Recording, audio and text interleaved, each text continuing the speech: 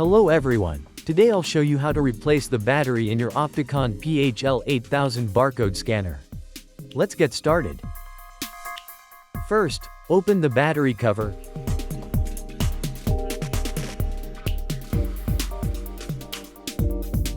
Remove the old battery, and replace it with the Cameron Sino CS-OPH710BL battery.